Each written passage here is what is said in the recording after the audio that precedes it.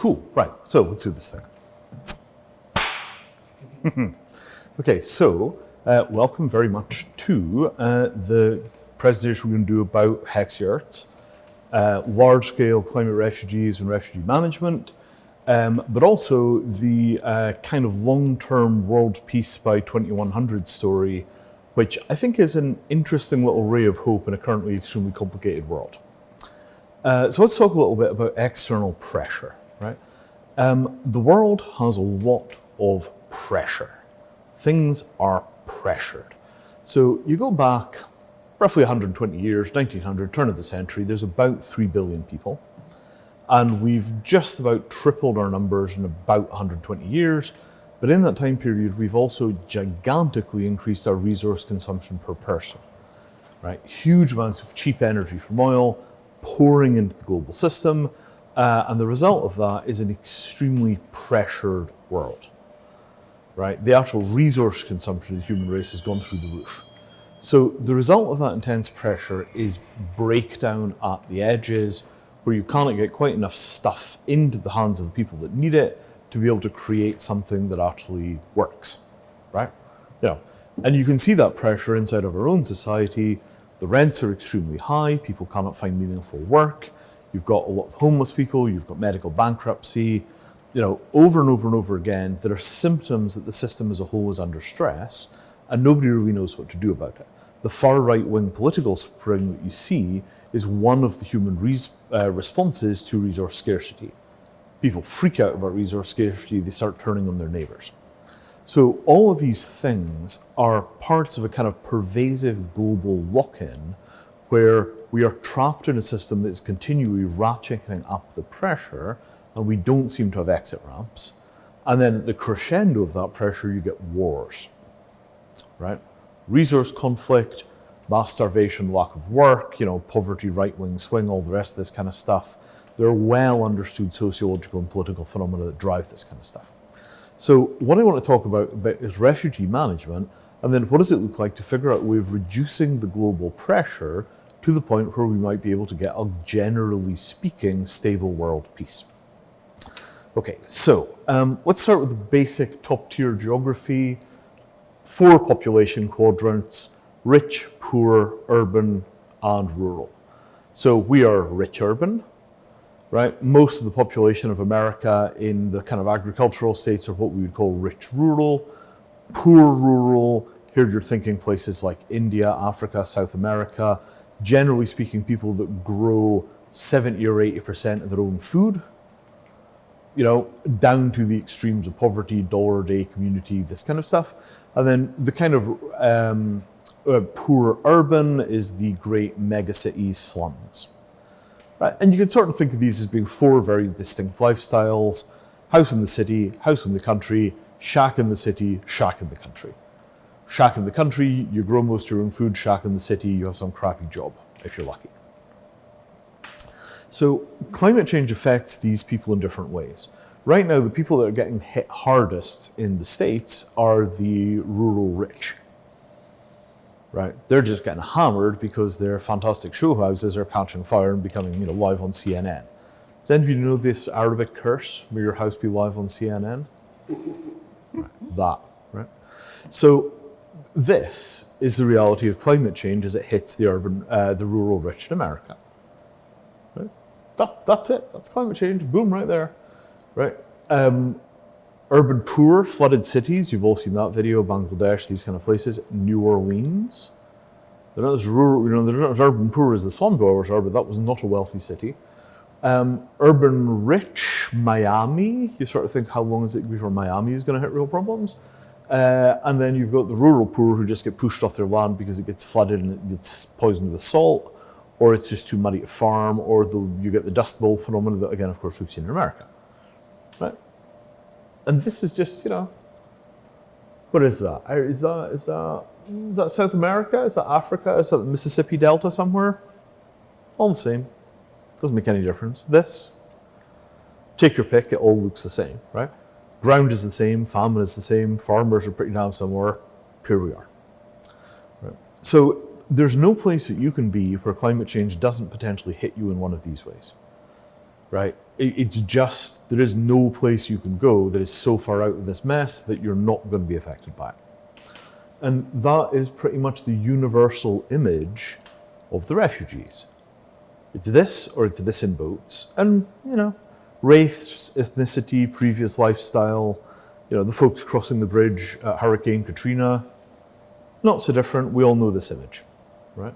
And that's a phase of life, right? You have something like a wedding, you wear a suit, you become a refugee, you put as much stuff as you think you're going to need in a duffel bag, and you start walking. So, what do we do with them, right? Where are these people going to go? So one possibility is this archetype, this structure, the refugee camp. Right? Now, the refugee camp has a bunch of weird features because it has a weird history. The refugee camp, as it currently stands, comes out of World War II. Right? Europe is devastated. You've got all kinds of people on the run from various armies. You've got huge amounts of military surplus equipment lying around, and they organise military encampments into which they put European refugees while they sort the cities out, and then they move back to their cities. Right? So it was easy to do with the materials and the people and the skills and the expectations available to organise temporary tent cities that were basically the same military camps you'd housed the armies in, just used for refugees. Right? But nothing about this was intended to be permanent. Nothing about it was intended to work for families with kids. Nothing about it was intended to work in extreme weather conditions. This was a kind of available technology stopgap, and there was no real rethink between this and huge permanent gatherings, right?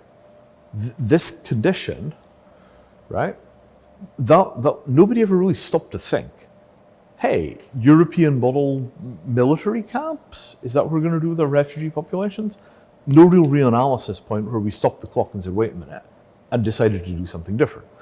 As we get more global systemic load from climate refugees, we're going to get into a position where we have to stop the clock and say, wait a minute, because we cannot get any more refugee camp capacity, right? We just hit the point where the global humanitarian system starts to break down, and at that point, we must do something new.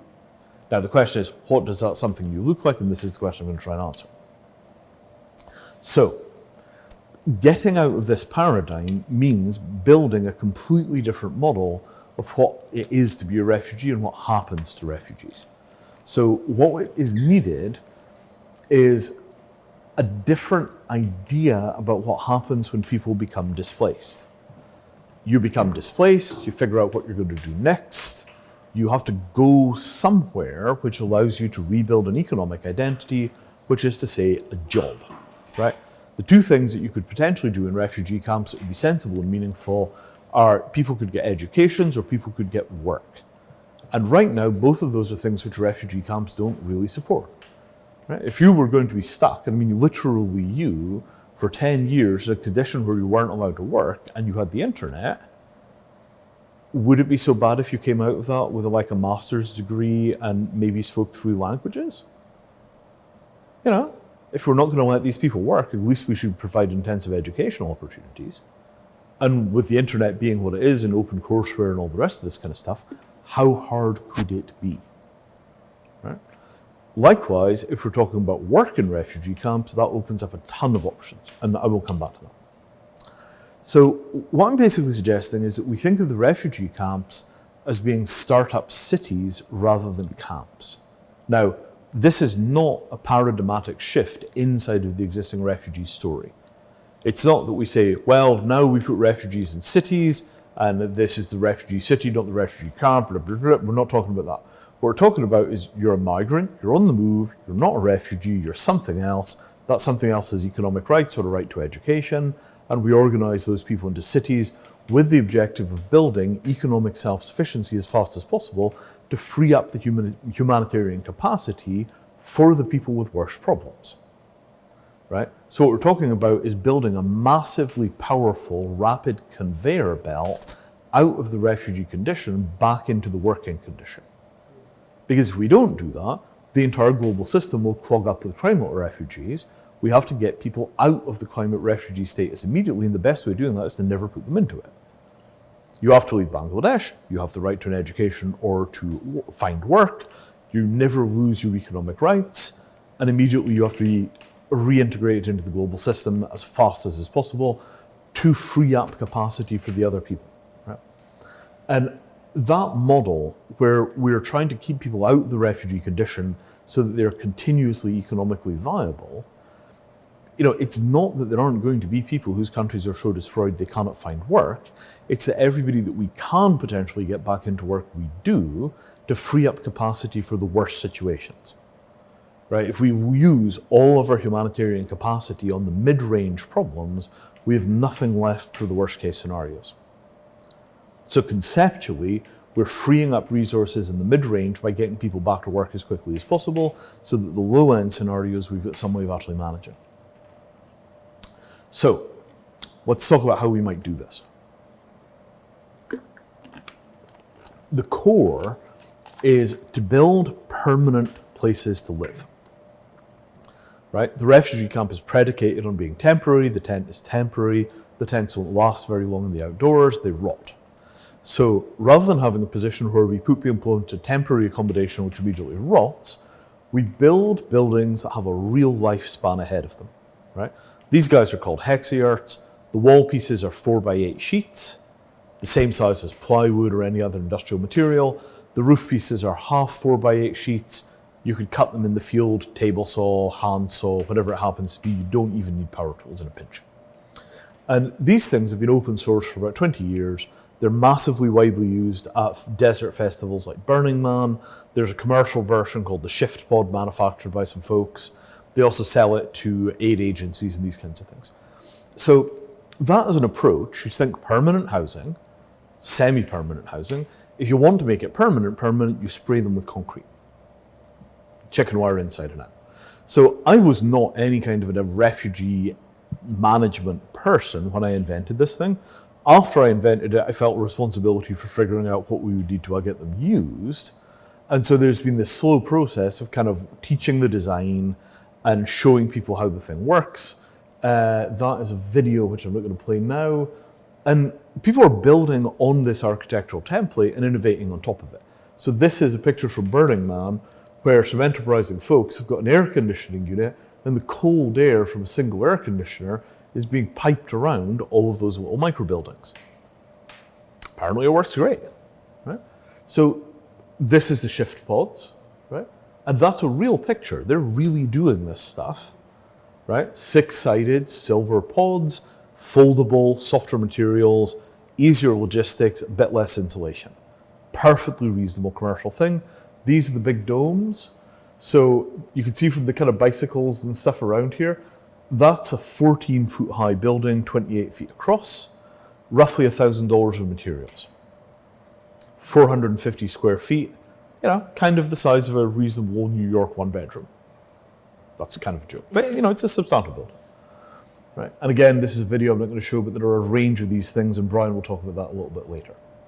So the fact that we've got an American population with arbitrarily large budgets building these things from designs they download off the internet and then living in them for a very expensive vacation in the middle of a hard desert is a pretty good indication that this is competitive to RVs, it's competitive to tents, any other housing solution that is available inside of market capitalism.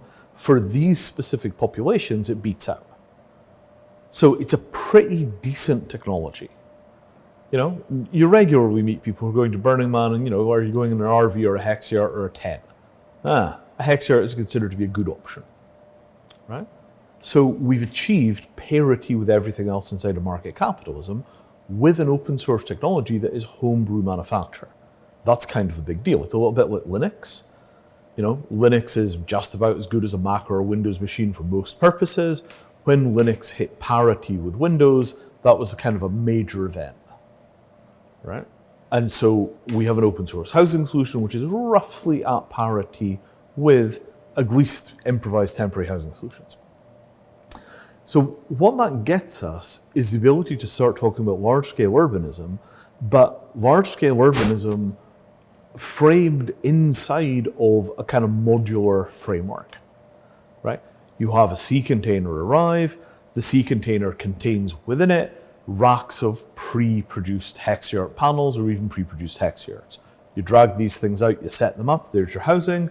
Good for a few years without a concrete cover. If you want to go permanent, you sort out a foundation, you spray the damn thing with concrete. What else do you need? Stoves, water filters, transportation, lighting, toilets. And all of this stuff exists in high quality, reasonably permanent structures. Right? That stove will last a good long time. The versions which don't have fan assist last essentially forever. Bicycles, 20 years with the regular maintenance, easily, maybe longer. LED lights, you pull the battery out every 3 years, you put in a new AA battery, you get some more light. Right? Sulab toilets, the things will basically run forever. So, Sulab, S-U-L-A-B-H. Sulab. Indian toilet designs. And there's a thing called the World Toilet Organization, the other WTO, which is like a trade association for all the people that build unconventional toilet technologies. Amazing. So all these things together, right, provide a service architecture. And exactly what set of services you need and which place you need to provide those services, this is kind of an open question, right? So if you're in a really hot place, you might need mosquito nets, you might need anti-malarial protection, you know, regular patrols that basically, you know, make sure that you've got no standing water and all the rest of this kind of stuff. There's a fantastic mosquito eradication technique where everybody puts out jars of water around all of the corners of their buildings. And every couple of days you throw the water out and put fresh water out. The mosquitoes lay their eggs in the water and then you throw the eggs on the ground and they die. If everybody does this consistently, you wind up with essentially zero mosquitoes. It's really effective, right? And those kinds of approaches, if everybody does it, can you get malaria eradication even in malarial areas? Nobody's entirely sure, but it's worth a try, right?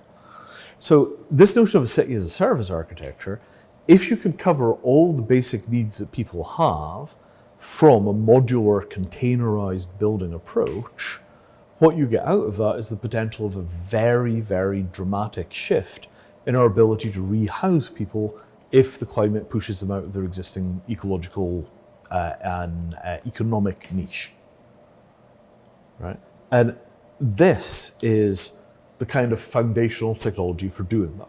It's called Simple Critical Infrastructure Maps, and it's basically a toolkit for deciding what you're going to do if you try and get a population to survive in some environment they're not currently in. So 6 ways that people can die. A set of technologies are assembled into a package that allows you to control those risks. Now, what technologies you need depends on what place you're in, what kind of population you're supporting. So this is not a kind of one-size-fits-all answer. It's a methodology for figuring out how to take care of people, right? That methodology, you know, you sit down and you draw out the map. Okay, how much too hot is it? How much too cold is it?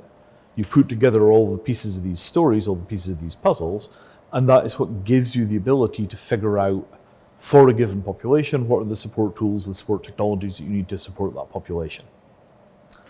Right. And there are additional layers on this, right? It lets you map the municipal infrastructure, the regional infrastructure. You could put together the whole story for a specific place, what services you get from which levels. If the water is coming from municipal wells but being purified at the household level, you could draw out that diagram, right? Where's your medical support? Okay, regional hospital. There are a set of services which originate at the nation state level. Rule of law is essentially a service. Policing, a service. Large-scale public health services.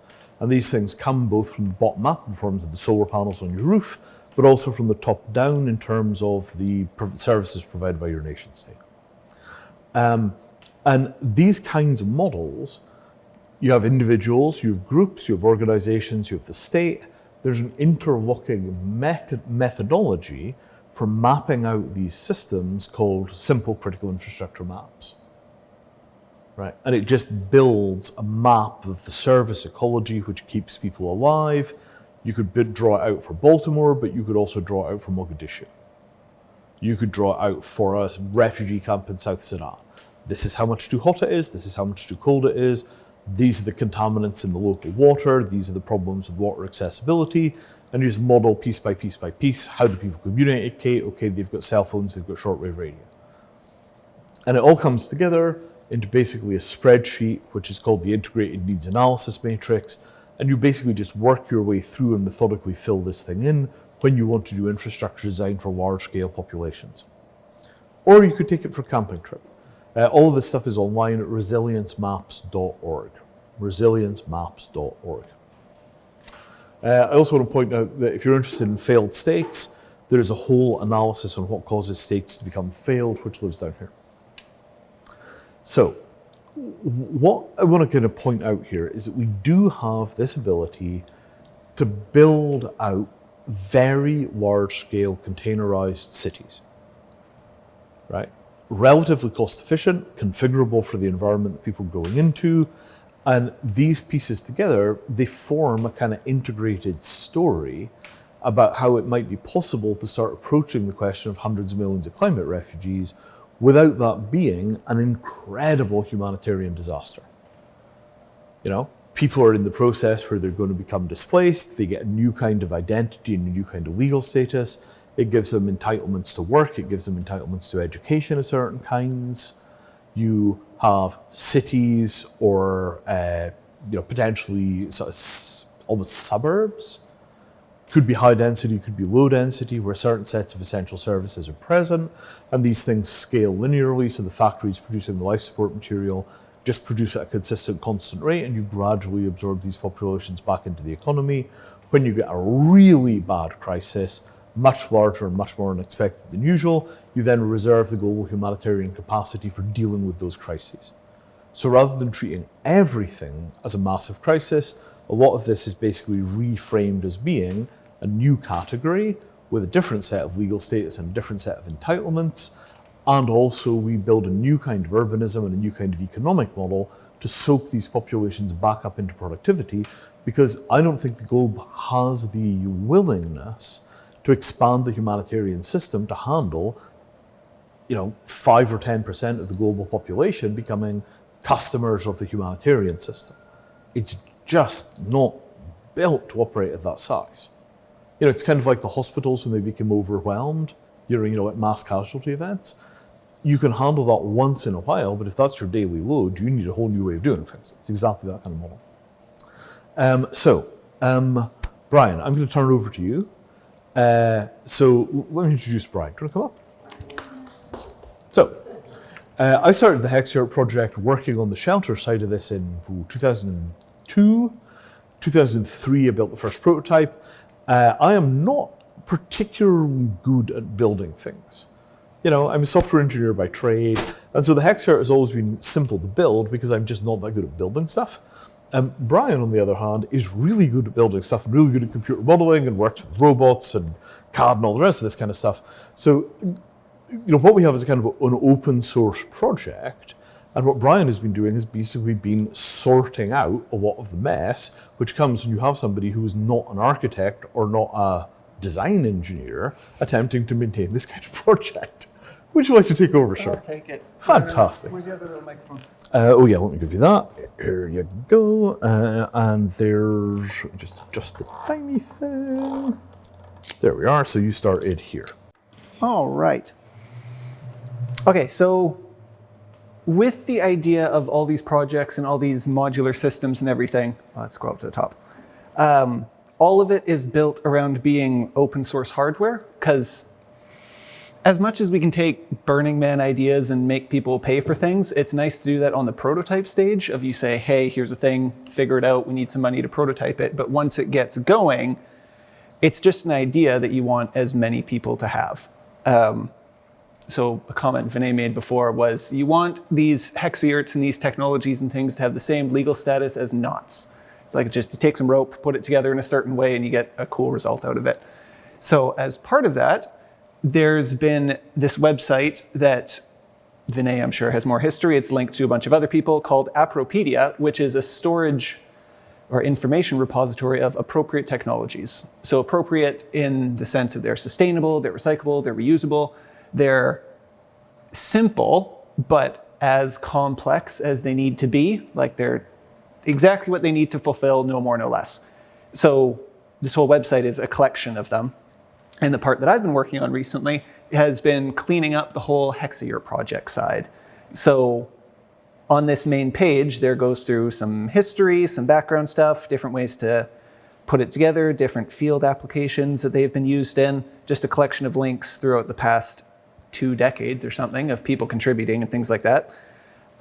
So a lot of it was just cleaning, simplifying, putting everything back together. But something I was working on was, I'm gonna go with the master list first.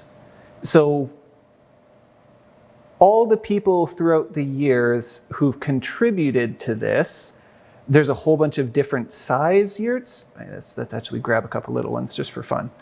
So these are some of the existing ones. Someone had built a page of, oh, please be a picture. Yep, there's one. So a little tiny tent-sized one. We got a little tiny Hexayurt we put together, and here's some basic methodology, information how to do it. Anyway, lots of good information that's stored. But it was a little bit all over the place. And there was a little bit of gaps in the design. Wait, I have one little image down here that I really like to see it. But when you look at different yurts on different scales, there's a lot of design similarities. So these H numbers, H18, H15, that's just how many sheets of material you need to make it. So the classic over there is the H12, the little Hexayurt, but you can easily make it bigger by just putting 2 boards on side, and the whole thing lifts up, and then you have a taller place to live in. Or you cut them in half, and you get a little half-size one. But then that's the exact same if instead of using 4x8 sheets, you use 2x4 sheets, cut everything in quarters, and you get your little mini Hexayurt. Or you have a little tent that's big enough for one person, or you flip the boards up on their side, and it's the same size tent, it's just the geometry of everything scales.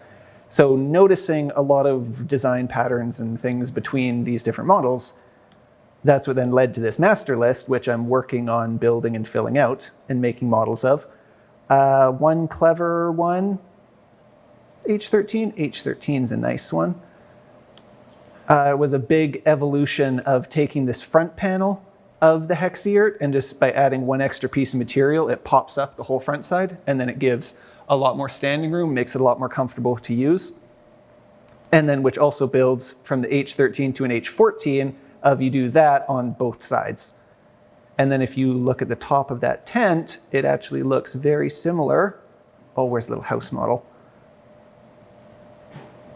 It's just like this little guy, but bigger. Instead of a 4, please have a picture of this one.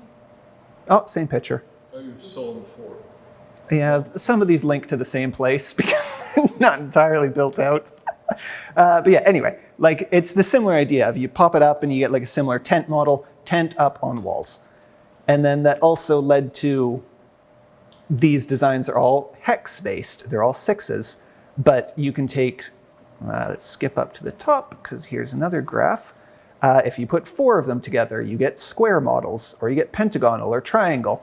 And this is infinite. You could just keep cutting your triangles smaller and smaller, but it quickly becomes impractical. So I figured let's cap it at 12.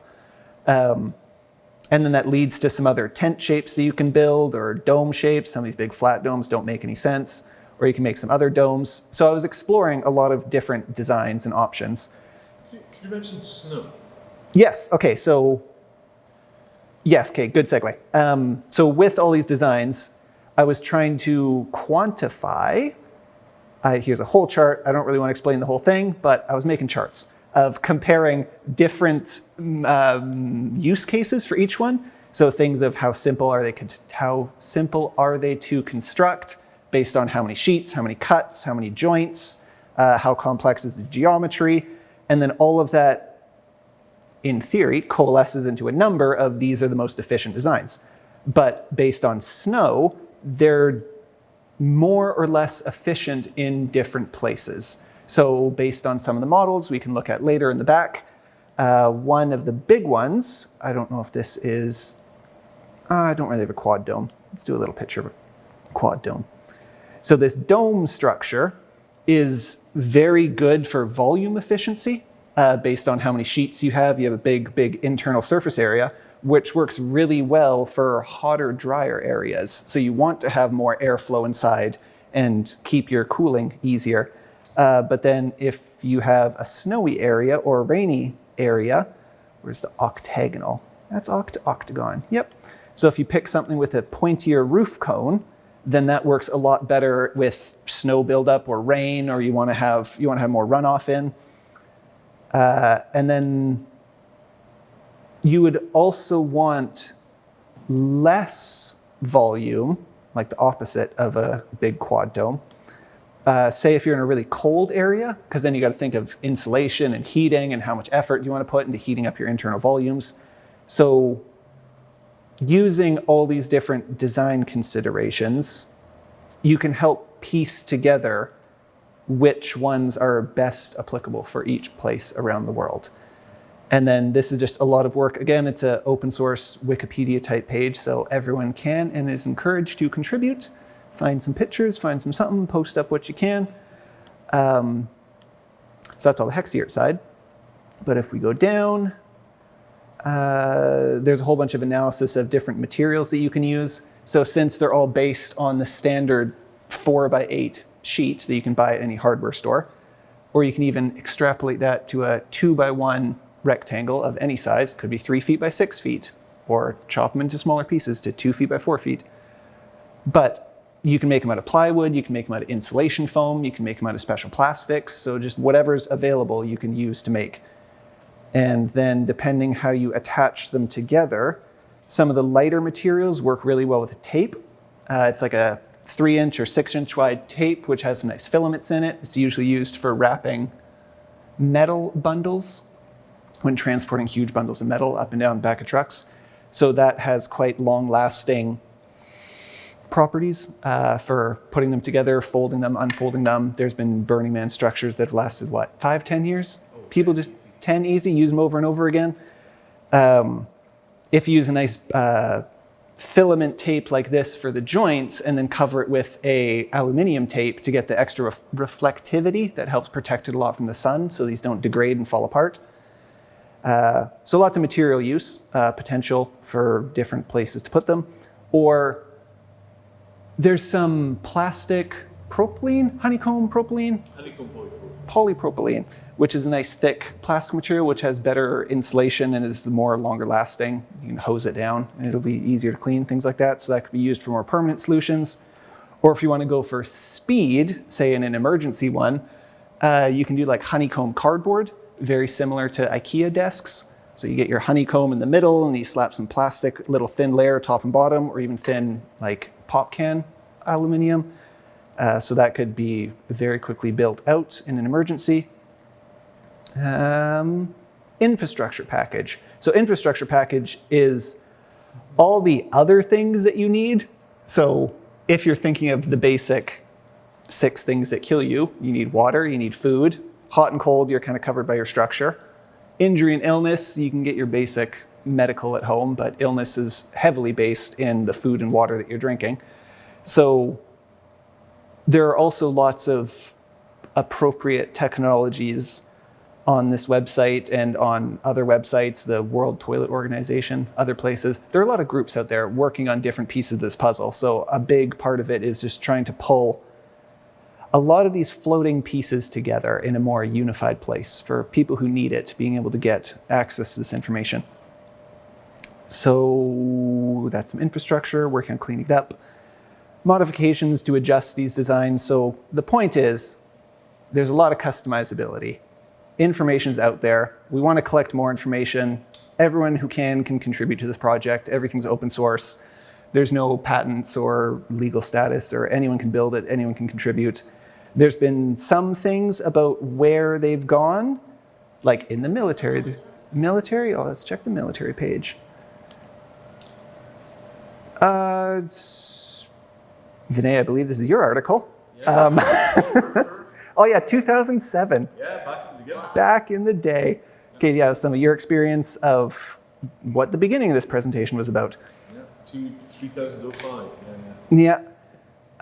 The 15 main questions, that's like material science, not structure. What's the basic? Foundation layers, that was one of them. low-cost materials, more low-cost materials, different pegs for sticking it to the ground, floors and structures, better tapes or connecting components. Standard structural and thermal models, this just makes it a lot easier to do analysis and simulations and figuring out if you put it in a hot environment, what kind of air conditioning do you need. Stocks and flows, I believe, is just materials moving around a camp. Yeah, so this is the this gets into the computational modeling side of it, right? Okay, so let's skip that part. This stuff Unless is you want to go into it. well, this stuff is old, right? So this is kind of almost 15 years old material because wikis just accumulate data. So the computational modeling aspect of it is the idea that if you're going to do this stuff at enormous scale, what you want is to be able to simulate stuff before you do it, right? You know, what's the capacity of this factory? Oh, well, this. What about that factory here? What about this? What's the logistical capacity? So the sort of notion was that you could build out large-scale digital simulations of camps so that you could figure out whether or not it was going to work or not, and you could figure out carrying capacity. These days, I actually run a company which is specialized in doing legally binding digital modeling of physical assets. And all of that stuff we're currently working on various kind of commercial offerings, but in the long run, the expectation is to take that technology and use it to actually provide legal frameworks for people who are doing this kind of refugee camp technology, so that you can make a set of legally binding guarantees about, for example, the wind load a shelter will take. And then when you put those shelters into the field, if they underperform, there's a legal framework for who is legally attached to that situation, who has to pay compensation, damages, and so on. Water filters, compatibility between components, will the charger work with that solar panel? And the entire idea is to build out digital models of all of these things tied to aid transparency, financial tracking, liability arrangements, logistical supply chain, all the rest of that stuff in an integrated digital framework, which allows you to model not only the equipment in the camps, but also when we start talking about economies, if you've got those models for most of the stuff which is in the camp, which is being used to generate income and generate revenue, it also allows for the potential of a very high efficiency local digital economy model. So you say, hey, I need a 10mm wrench, then it tells you exactly where you could get one and how. Right. Do you want to wrap up? Is there anything else we should talk about? That would be a big topic switch, so that's enough on this topic. Okay, all right, cool. Fabulous. I'll leave that for you. Thank you. So, and this, in terms of understanding how open source projects work, I was kind of maintaining this thing on my, with various folks that would come in and help me get it set up. Then we had a long kind of disorganized period of lots of different volunteers just kind of piling material up slowly. Bryan came in and began to systematize and build proper digital models. And so everybody does little different parts of this, but he's definitely carrying the majority of the load of taking all of the stuff which is built up over 15 years of people building these things at Burning Man, and then pulling all that together into the overarching structure, which is necessary to organize the next phase of the project going forward. And as I get older and more burdened with other responsibilities, having somebody come in and just go, right, I'm going to take care of all of this. It's under control. It's amazing. It's fantastic. Okay, so I think I've sort of made a case here, right? Open source collaboration, large-scale development of resources, prototyping at Burning Man, modeling work for how these pieces could fit together, commercialization of some of the core technologies that are necessary to actually build this stuff out for reals, right? My company, Mattereum, I explicitly built it to develop a long-range capability to do aid transparency stuff properly. I knew that we weren't going to get funding to pay for that work out of the aid industry, so I built that as dual-use stuff. You want to buy and sell bars of gold or single-family apartments. You want to be able to sell those things based on digital models. The whole thing ties together to legal arrangements. It ties to smart contracts, all of that sort of stuff. I'm building a commercial capability, and the intention is to wheel it back around to the aid world once there's enough scale and enough volume that it can be done commercially. And why do it commercially? Because there's no other way to develop that kind of software, that kind of technology. So the final thing that I want to talk about is an agenda that I call World Peace by 2100. Right? So world peace is a very unfashionable concept. Right? It's really unfashionable. back in the days of the Cold War and the nuclear threat and all the rest of that stuff, the peace symbol and hippies and world peace and all this stuff, it was kind of driven by nuclear threat, and it was largely associated with kind of sort of party culture, festival culture. Serious people talked about the United Nations, but world peace was a thing for the hippies, right? So what I want to suggest is it kind of might be time to take a second bite at that. For those of us of an older disposition, you may remember the 1990s was quite good. Have you had that experience? 1990s, quite good? Right? I mean, you had a bit of kind of, there was some war, but the Cold War had stopped. It didn't seem very likely to go nuclear. There was a certain amount of kind of weird, evil right-wing stuff, but it was kind of like a rounding error of what we face today. And, it was sort of everybody had kind of chilled out a little. And we got about 10 years of things were basically improving pretty rapidly. Looked like we were on a really hopeful trajectory. Then 9/11, global war on terror, that began to come to an end as Afghanistan collapsed and the US withdrew from Iraq. We were kind of heading back towards another potentially crappy world peace, and then everything kicked off again, first Ukraine, then the Middle East. Right? So what I want to suggest is that even though we've had Ukraine and the Middle East, the end of the global war on terror, the kind of post 9/11 period, did actually happen, right? And we are sort of in another phase of crappy world peace, right? Ukraine, okay, that's an actual war. Compared to Iraq and Afghanistan, it's quite a small actual war. The stuff which is happening in the Middle East right now, it's certainly plenty nasty, but wow, the numbers are quite small compared to that stuff that was happening, in the sandbox not so long ago. So although the media is putting a lot of focus on these relatively small conflicts as if they were major horror shows, this stuff is not World War I. It's not even global war on terror. Right now, these are contained regional conflicts. They're horrendous, but they are contained. So what I want to suggest is we could make a better job of crappy world peace than last time around, right? And I want to emphasize this use of crappy world peace. If we just say world peace without the word crappy in front of it, every time you have a border war and a bunch of people get killed, that it's all senseless and horrific, you sort of think, well, that's not world peace, everything is horribly broken. So if you just say world peace without the crappy up front, it's very, very tempting to say, well, we don't have anything like world peace, look at the amount of conflict we've got. But if you say crappy world peace, how much conflict can you have and still have that be crappy world peace? Well, if we don't have world war and the superpowers aren't threatening to nuke each other and we don't have double-digit GDP defense spending in a bunch of big areas, well, it's kind of crappy, but it is world peace, albeit it's crappy world peace. So the idea of defending the concept of crappy world peace and building around crappy world peace, gradually improving crappy world peace, I want to suggest that 2100 might be a sensible goal for moving from crappy world peace to good world peace. And 2100, why such a long way out? Well, it's not that long if we're talking about ending most human conflict.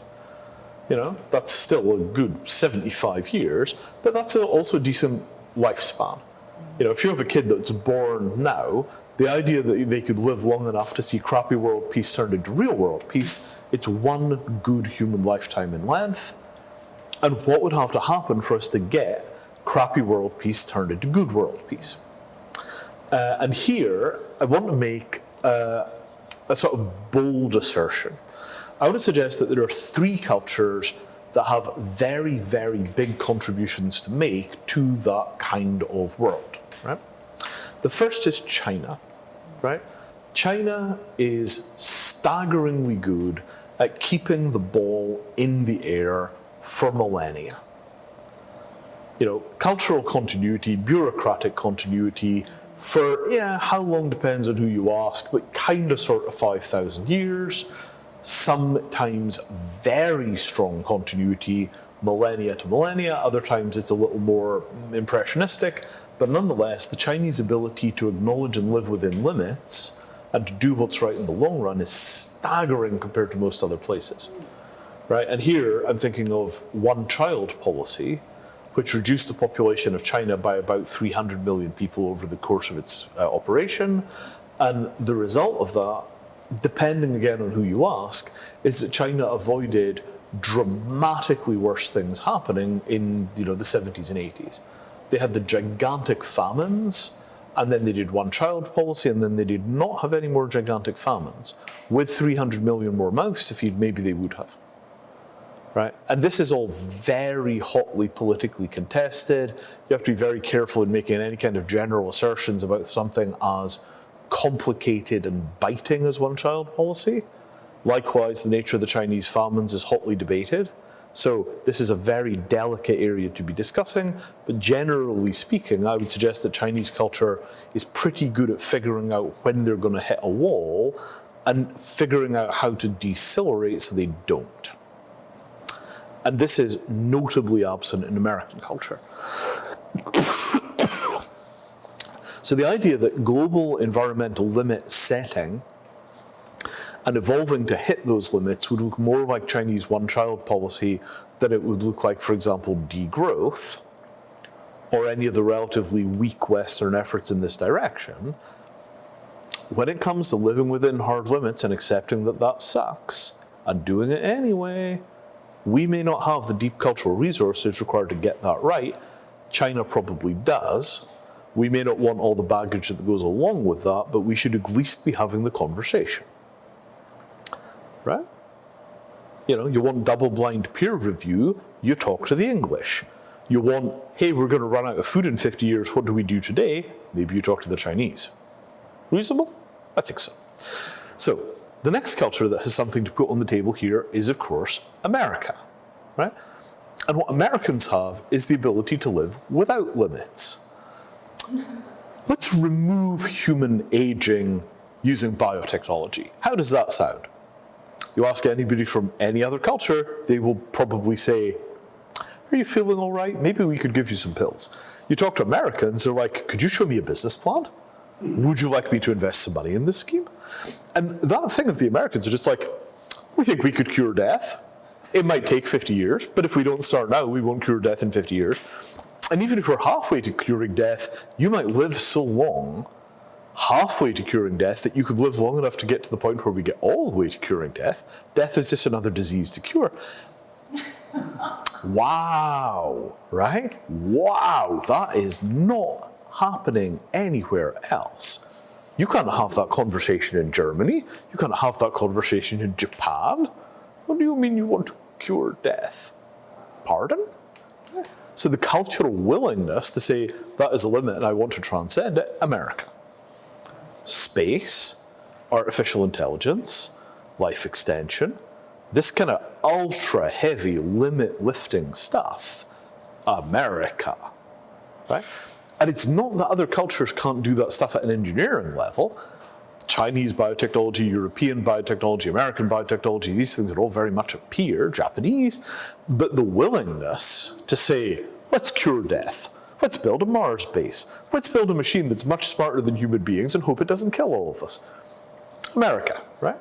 So if we just had kind of Chinese model, we acknowledge we're going to hit a limit and we're going to live within the limit, you might see a world that was increasingly closed, bitter, and vicious. Because we are genuinely extremely short of resources on existing technology, and the mindset that says that is a hard limit and we will not go beyond it because if we do it will be even worse later, is not the mindset that says let's live forever on Mars in robot bodies run by AI. These are two different universes, and we need both, right? So if we start talking about management of hard limits using, I'm just going to call it Chinese political philosophy. I will leave it to China specialists to tell me how we really should talk about that, right? But we attempt to expand our operating area using the American no limits model. What we begin to get is a kind of carrot and stick approach. If the Americans can lift the roof and get us space-based solar panels and climate control from big giant solar sunshades, that hugely reduces the amount of scarcity that the Chinese model has to then control. Right? We make more resources with the American model and we divide up the resources and the hardship from the lack of resources with the Chinese model. And then that balance, we need a third corner to make this stable, and that model is the Indian model. And the Indian model, right, the Chinese live within limits, the Americans live without limits, and the Indians live on nothing, right? Kerala in India has an 80-year lifespan with 95% literacy on about $2 a day of income. You take $2 a day anywhere else in the world, and these people need immediate emergency humanitarian support. Kerala, you go down there, you know, they read in 4 languages, they export educated nurses and doctors all over the world, they have a stable, peaceful society, it runs on something that I have called in the past democratically elected matriarchal market communism. I don't really know how it works, I'm not sure even they really know how it works. Maybe we could figure out, if we could ask them, maybe they could tell us. I've talked to a bunch of people from Kerala and they're just like, it's just the way things are. People are very sensible. They don't do anything stupid. You know, they don't waste money on stupid things. They all work together. But you know, you try and get to the miraculous quality of like, how do these numbers work? It is not really clear to me that anybody actually understands how the Kerala miracle operates. The numbers are clear. I looked at some documents produced by the Kerala government. They claim to be at minus 500 kilograms of carbon per person right now. Carbon negative, 80-year lifespan, 95% literacy, world-class human development index. Like, why is this place not setting the template for the entire developing world? Right? The other place which is a wee bit like this, of course, is Cuba. Right? But the difference between Cuba and Kerala is democratic. Right? So that notion that you could take the cultures that know how to live on nothing and you could pool wisdom from those cultures, all this Hexayurt stuff of we're just going to take some plywood, we're going to cut half of it in half, and we're going to put it together with screws, and it'll make a little house and you can live in there and not die. This is Indian model. Right? And you can see we take Indian model and we apply it to the problem of how could the climate refugees live with nothing. You can see something that you can't see from anywhere other than Indian model. Oh, that's quite a big hut. Wow, do they really need all that space, or could we make a smaller one? You know, and you know that thing of like, well, could we get it down to $100 per person? What if we made it with cardboard and tinfoil, right? Just how low can we go? Because if you think about India, you know, India has always had an enormous sense that if you could produce extraordinary social stability, simply not having any money is not necessarily a problem. Right? If you have chaos and no money, you can't optimize and it's super destructive. But if you have total stability and no money, you can optimize down to 17 decimal places and you can do miraculous things with almost no resources. Right?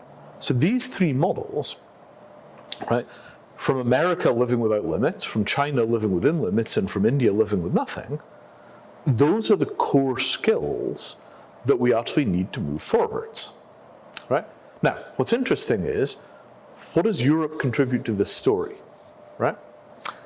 And for the life of me, I cannot figure out anything other than this, which is Europe is responsible for creating most of the problems that these cultures now have to deal with, right?